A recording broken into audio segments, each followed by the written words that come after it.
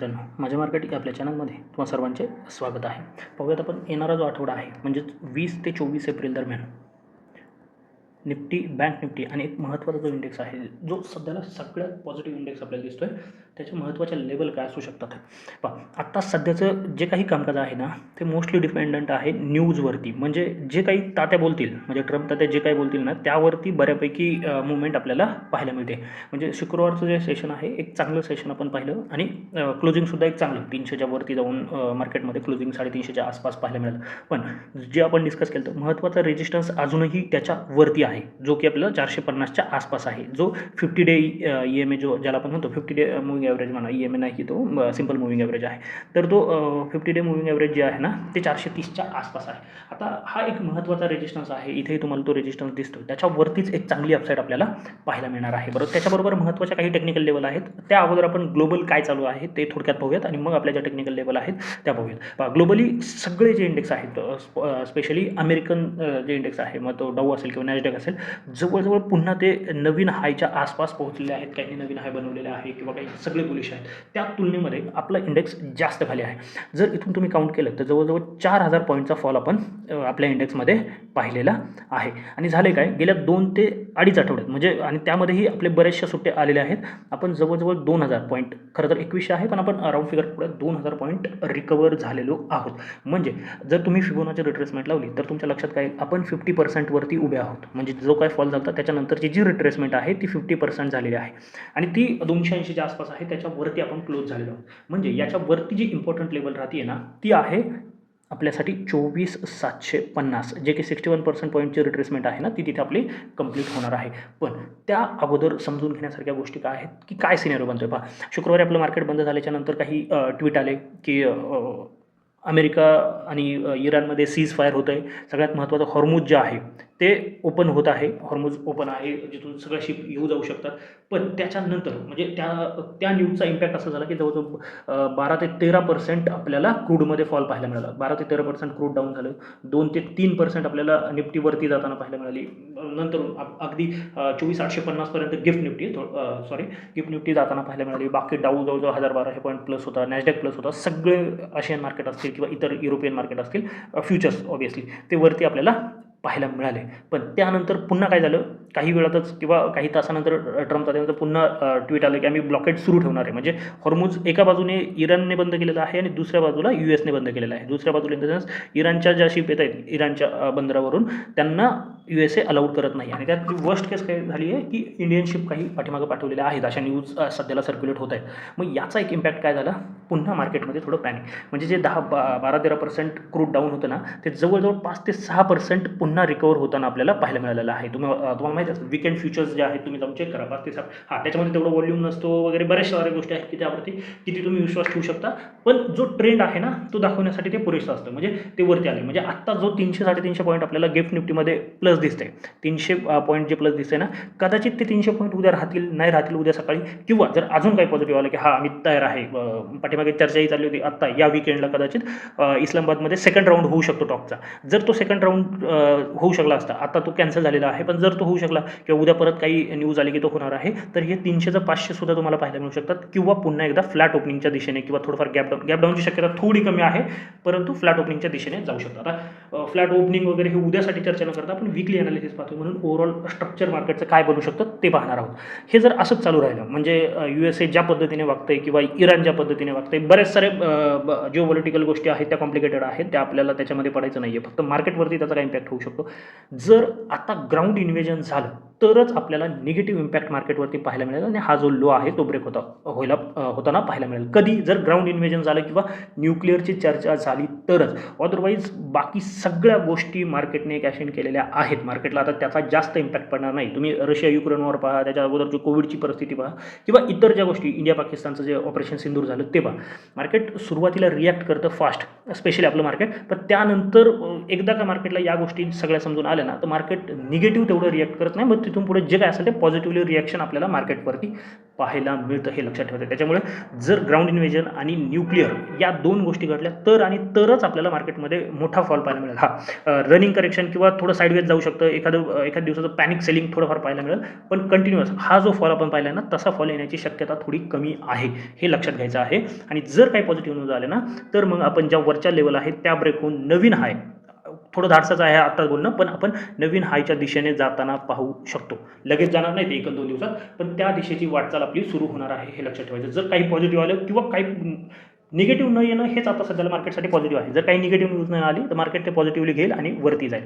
आता हे झालं महत्त्वाचं जे काही जिओपॉलिटिकल चालू आहे. आणि दुसरं महत्त्वाचं, सगळ्यात महत्त्वाचं म्हणणं, ट्रम्प त्याच्या ट्विटवरती थोडंफार लक्ष ठेवायचं आहे. ट्विट म्हणण्यापेक्षा ट्रुथ सोशल जे आहे तिथे ते जे काही बोलतात ना तिथे थोडंफार लक्ष ठेवायचं. आणि खरं तर तो माणूस काय बोलतो ते त्याचं त्याला माहिती, की एवढे मूड स्विंग कोणाचेच होत नसतील, तेवढे त्यांचे होत आहेत. म्हणजे आपण म्हणतो नॉर्मली की इतर गोष्टींच्यात, पण ट्रम्प आता त्याच्याही पेक्षा पुढे गेलेले आहेत. त्यांचं काल इराणकडूनच एक स्टेटमेंट आलं की 7 वेगवेगळे दावे केले आणि 7च्या 7ही खोटे होते. आणि मग ते बऱ्यापैकी चालू आहे की एफस्टीन झालं वगैरे, ते तुम्ही जिओपॉलिटिकल एकदा पाहून घ्या म्हणजे तुमच्या लक्षात येईल. पण त्याचा इम्पॅक्ट आपल्याला मार्केटवरती पाहायला मिळतं. बरं, याच्यापेक्षाही दुसरं मार्केट मॅनिप्युलेशन जे आहे ना ते खूप मोठ्या प्रमाणात होते. आता ते तिथे सत्तेत आहेत म्हणून हे लवकर लक्षात येणार नाही किंवा त्याच्यावरती आता काही इन्व्हेस्टिगेशन होईल असं नाही. पण ज्यावेळेस हा कार्यकाळ जो आहे ना तो संपल्यानंतर बऱ्याच गोष्टी लक्षात येतील की कशा पद्धतीने मार्केट मॅनिप्युलेशन या युद्धाच्या काळामध्ये झालेलं आहे. ह्या काही महत्त्वाच्या गोष्टी आहेत. आता दुसरा जो इम्पॅक्टफुल घटक आहे, पहिला हे वॉर आहे, दुसरा क्रूड आहे. क्रूडवरती जर क्रूड सेटल होते ना इथेच, म्हणजे आपल्या करन्सीमध्ये सांगायचं झालं किंवा डॉलरमध्ये सांगायचं झालं तर 80-90च्या मध्ये जर सेटल होते ना तर तेवढा काही इम्पॅक्ट होणार नाही आपल्या मार्केटवरती. आपण स्टेप बाय स्टेप, फक्त ती जी मुवमेंट आहे ती स्लो असेल, फास्टवरती जाणार नाही. पण जर का येतं कदाचित 85-80च्या खाली जर क्रूड ट्रेड करायला लागलं डॉलरमध्ये सांगतोय मी, तर मग आपल्याला नवीन हायला जाण्यापासून कोणीही रोखू शकत नाही. हेही तेवढंच महत्त्वाचं आहे. आता तिसरी महत्त्वाची या आठवड्यासाठी किंवा खास करून उद्याच्या ओपनिंगसाठी महत्त्वाची गोष्ट काय असणार आहे तर HDFC बँक आणि दुसरं आहे ICICI बँक. या 2 बँकांचा जो रिझल्ट आहे, ICICI बँकचा रिझल्ट चांगला आहे आणि हा न्यूट्रल रिझल्ट आहे, म्हणजे खराबही नाही आणि खूप चांगलाही नाही. तर त्याचाही एक इम्पॅक्ट, जर काही पॉझिटिव्ह न्यूज आलीच, म्हणजे आत्ता जिथे गिफ्ट निफ्टी दिसते तसंच जर परिस्थिती राहिली तर याचा एक एक्स्ट्रा पुश आपल्याला पाहायला मिळू शकतो. आणि हे दोन्हीही बँका अशा आहेत की त्यांचा बँक निफ्टीमध्ये तर होल्ड आहेच आहे, परंतु निफ्टीमध्ये सुद्धा त्यांचा मेजर रोल असणार आहे आणि मग आपल्याला एक चांगली अपसाईड पाहायला मिळू शकते. आता ज्या लेवल आहेत त्या डिस्कस करूयात. या सगळ्या गोष्टींकडे लक्ष ठेवायचे. म्हणजे आपण ज्या लेवल आता डिस्कस करणार आहे ना, खास करून जे युद्ध आहे म्हणजे वॉर न्यूज आहेत ना त्याचा मोस्टली इम्पॅक्ट आपल्याला याच्यावरती पाहायला मिळणार आहे. तरी आपण लेवलवरतीच काम करायचं आहे. फक्त जर वॉरच्या न्यूज चांगल्या येत आहेत ना तर अपसाईडची अजून एखादी लेवल एक्स्ट्रा आपल्याला पाहायला मिळेल. आणि जर न्यूज खराब येत आहेत ना तर अपसाईड थोडी लिमिटेड होईल आणि डाऊनसाईडच्या थोडीफार एखादी जास्त लेवल आपल्याला पाहायला मिळेल. पण लेवलवरती आपण कॉम्प्रोमाइज करणार नाही आहोत. अगोदर आपण अपसाईडच्या ज्या महत्त्वाच्या लेवल आहेत ते पाहूयात. आत्ता आपण जिथे बंद आहोत ना 24,350 राऊंड फिगर पकडूयात. आता महत्त्वाचा जो रेजिस्टन्स आहे ना तो आहे 24,450. आता 450, 440, 450 हा का आहे तर इथे पहिली महत्त्वाची गोष्ट मूविंग ॲव्हरेज आहे 50 डे, तो एक इम्पॉर्टंट फॅक्टर आहे. दुसरा इथे टेक्निकली तुम्ही डे कॅन्डल लावा, तुमच्या लक्षात येईल 450च्या आसपास एक चांगला रेजिस्टन्स मार्केटमध्ये आहे. आणि आत्ता आपण 50%च्या वरती ट्रेड करतो. मग याच्या वरती जर निघालो ना फिबोनाचीचं सांगतो मी, तर महत्त्वाची जी लेवल निघून येते ना ती आहे 24,750. तुम्ही म्हणाल 450 ते 750 300 पॉईंट आहे. हो, 300 पॉईंटचाच महत्त्वाचा रेजिस्टन्स आहे. सायकोलॉजिकल लेवल आहे 24,500 असेल, 24,600 असेल. सध्या 24,700 म्हणजे या 300 पॉईंटमध्ये काय असू शकतं. मी वीकली आहे म्हणून 300 पॉईंटची रेंज सांगितलेली आहे. या 300 पॉईंटमध्ये महत्त्वाची लेवल 24,500 नसणार आहे तर लेवल असणार आहे 24,600. कारण का इथे हायेस्ट ओपन इंटरेस्ट आहे किंवा चांगला ओपन इंटरेस्ट आपल्याला 24,600 वरती पाहायला मिळतो. पण आत्ता गिफ्ट निफ्टी दिसते त्या पद्धतीने जर 24,600च्या वरती मार्केट ओपन होते आणि पहिला एक तासभर जरी मार्केटने सस्टेन केलं किंवा थोडा जास्त वेळ तासभर मार्केटने सस्टेन केलं आणि एकदा पुन्हा रिटेस्ट करून जर वरती जाते ना, सस्टेन केलं किंवा रिटेस्ट करून वरती जाते ना तर एक चांगली अपसाईड आपल्याला पाहायला मिळू शकते.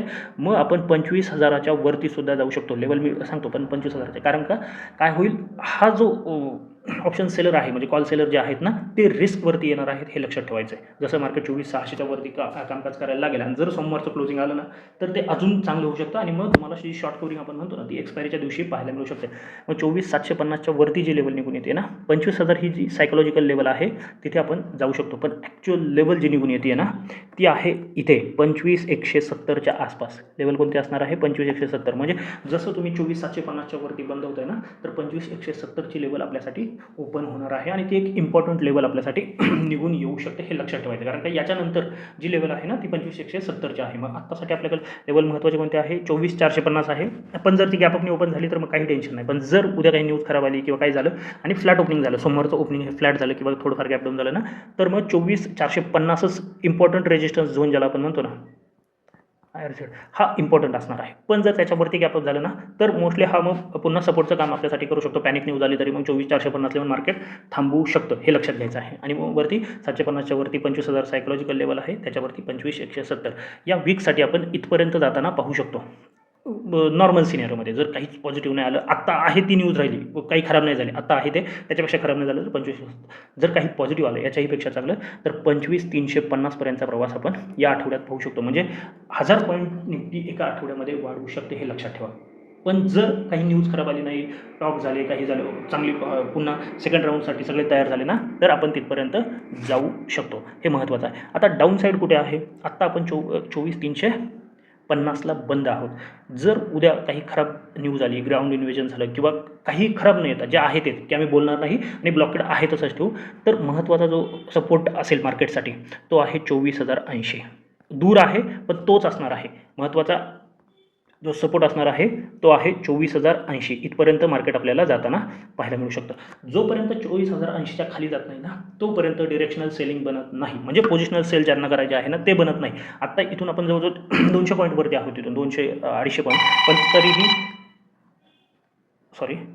तरीही त्याच्या वरती सेलिंग बनत नाही. याच्या खाली आपल्याला चांगलं सेलिंग बनणार आहे. पण आणि ही लेवल जर ब्रेक झाली 24,080 तर मग आपल्यासाठी लेवल निघून येते 23,850, 875 किंवा 900 पकडा राऊंड फिगर. 23,850, 900 आणि जर काही खराब झालं तर 23,600पर्यंत. 23,600 सगळ्यात महत्त्वाचा सपोर्ट सध्या तरी मार्केटसाठी निघून येतो. 23,600 ब्रेक झालं तर मात्र मग नवीन लोच्या दिशेने जाईल. आता सध्या त्याची आवश्यकता वाटत नाही. काही झालं तर मध्ये मी आठवड्याच्या मध्ये जे डेली अनालिसिसचा व्हिडिओ बनतो त्याच्यामध्ये मी सांगेल. मग आत्तासाठी महत्त्वाची जी लेवल असणार आहे ती 24,080 असणार आहे. जोपर्यंत ती ब्रेक होत नाही, डाऊन साईडचा ट्रेड प्लॅन करायचा नाही. पोझिशनल इंट्राडेमध्ये तुम्हाला मिळतील, परंतु पोझिशनल ट्रेड प्लॅन करायचा नाही. आणि एक महत्त्वाचं लक्षात ठेवा, आत्ता जे 300 पॉईंट दिसतंय गिफ्ट निफ्टीवरती, जर तेवढं ओपन झालं तर ही लेवल 24,080 वरून तुमची निघणार आहे 24,450. हे लक्षात ठेवायचं आहे. ही लेवल खूप इम्पॉर्टंट आहे. जर 300 पॉईंटचं गॅप ओपनिंग पाहायला मिळते आणि सोमवारी जर त्याच्यावरती कामकाज होते, कदाचित ओपन होऊन जर फास्ट खाली आलं तर मात्र लेवल आपली मग 260पर्यंत येईल. मी ती लाईव्हमध्ये अपडेट करेल. पण जर वरती सस्टेन करते मार्केट सोमवारी गॅप होऊन तर मात्र 24,450 ही इम्पॉर्टंट सपोर्ट आपल्यासाठी बनणार आहे. आता दुसरं महत्त्वाचा इंडेक्स आहे तो आहे बँक निफ्टी. तर बँक निफ्टीमध्ये सुद्धा एक चांगली अपॉर्च्युनिटी आपल्यासाठी आहे, पण उद्या या 2 रिझल्टवरती खूप अवलंबून असणार आहे. आणि आत्ता 56,500च्या आसपास जे आपलं क्लोजिंग आहे ना, तिथून महत्त्वाची लेवल जी निघून येते ती आहे 56,800 ते 57,000. 200 पॉईंटचा झोन आहे, परंतु हाच इम्पॉर्टंट झोन आहे. जसं तुम्ही 57,000 ब्रेक करणार आहे ना, एक चांगली अपसाईड 600 ते 700 पॉईंटची. हे मी विकली ॲनालिसिसमधून म्हणून सांगतो. जर डेलीमध्ये असतं तर मग मध्ये 57,250 आहे, 57,400 आहे, 57,600 आहे, 57,800 आहे. पण विकली डिस्कशन करतोय म्हणून आपण 57,700 ही लेवल खूप इम्पॉर्टंट असणार आहे. 57,700 ज्यावेळेस ब्रेक होईल किंवा 57,700-800 हा जो झोन आहे त्यावेळेस ब्रेक होईल ना, तर मग एक नवीन हायच्या दिशेने आपली वाटचाल सुरू होईल. मग तेवढी फास्ट जाणार नाही, परंतु आत्ता सध्याला 57,700, 57,800 वरतीच आपल्याला फोकस करायचा आहे. ती ब्रेक झाल्याच्यानंतर मग तुमच्याकडे छोटे छोटे लेवल निघतील, कारण का इथे बराच काळ मार्केटने काम केलेलं आहे. म्हणून 58,300 आहे आणि 58,800 पर्यंतचा प्रवास आपण या आठवड्यामध्ये पाहू शकतो. जर 58,800 ब्रेक झाले, काही चांगली न्यूज आली, निफ्टी इकडे 25,000च्या वरती सस्टेन करते, तर मात्र आपल्याला 58,800 ब्रेक होऊन 60,000च्या दिशेने जाताना आपण पाहू शकतो. पण आत्तासाठी 58,000च महत्त्वाची लेवल असणार आहे. आता डाऊन साईड कुठे आहे? जोपर्यंत 55,800-600 हा झोन ब्रेक होत नाही आहे, जसं निफ्टीसाठी 24,080 आहे तसंच इथे 55,800-600 ही लेवल आहे. त्याच्या खाली जोपर्यंत जात नाही तोपर्यंत पोझिशनल डाऊन साईडचा ट्रेड प्लॅन करायचा नाही. मग तिथून आपली कुठपर्यंत जाऊ शकतं? पहिली लेवल येऊ शकते 55,150, त्याच्यानंतर 54,800 आणि फायनल लेवल जी आहे ती 54,000च्या आसपास आपल्याला जाताना पाहायला मिळू शकते. हे लक्षात ठेवायचं आहे बँक निफ्टीसाठी.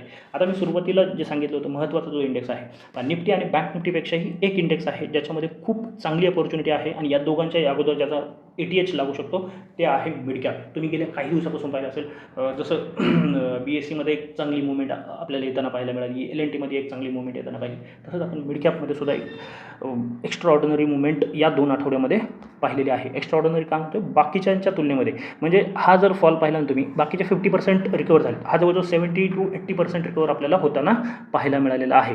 आणि जर हा आठवडा चांगला गेला, चांगला इन द सेन्स ज्या आत्ता दिसतंय तशा पद्धतीचं गॅपअप पाहायला मिळालं, तर कदाचित या आठवड्यात आपण नवीन हायच्या दिशेने सुद्धा जाऊ शकतो. ती लेवल आहे 14,200च्या वरती तुम्हाला मिड कॅप ट्रेड करताना पाहायला मिळेल. मिड कॅपमध्ये तुम्ही काही स्टॉक सिलेक्ट करू शकता, ETF सिलेक्ट करू शकता किंवा म्युच्युअल फंड. मी इथे होतं तेव्हापासून सांगतो आणि आपले जे काही स्टुडंट आहेत त्यांनी केलेलंही आहे. पण मिड कॅप एक चांगली अपॉर्च्युनिटी तुम्हाला देऊ शकते. जर मिड कॅपविषयी अजून माहिती पाहिजे असेल तर कमेंटमध्ये तुम्ही मिड कॅप टाईप करा. मी पुढचे जे काही डेली अनालिसिसचे व्हिडिओ असतील ना, महत्त्वाच्या ज्या इंट्राडेच्या लेवल असतील किंवा विकली ज्या लेवल आहेत पुढच्या काही दिवसांसाठी, त्या मी नक्की अपडेट करेल. पण निफ्टी आणि बँक निफ्टी बरोबर या आठवड्यात तुम्ही मिड कॅप नक्की ट्रॅक करा. दोन्ही बाजूला चांगली संधी देतो. पण जर पॉझिटिव्ह न्यूज असेल ना, तर अपसाईड खूप चांगली येऊ शकते. आणि जर ही लेवल ब्रेक झाली ना, तर अजून 700 ते 800 पॉईंट किंवा 1000 पॉईंटसुद्धा मिड कॅपमध्ये पाहायला मिळतील. म्हणजे त्याला काळ लागेल, असं नाही की 14,000 इंडेक्स आहे म्हणजे खूप जास्त मुवमेंट होईल. पण एक चांगली अपॉर्च्युनिटी या आठवड्यामध्ये आपल्याला मिड कॅपमध्ये सुद्धा पाहायला मिळू शकते. आणि सगळ्यात महत्त्वाचं, जर तुम्हाला ही माहिती आवडत असेल तर नक्की आपल्या चॅनलला सबस्क्राईब करून व्हिडिओला सुद्धा लाईक करा. तर आजच्यासाठी एवढंच. धन्यवाद. जय हिंद, जय महाराष्ट्र अँड कीप ट्रेडिंग.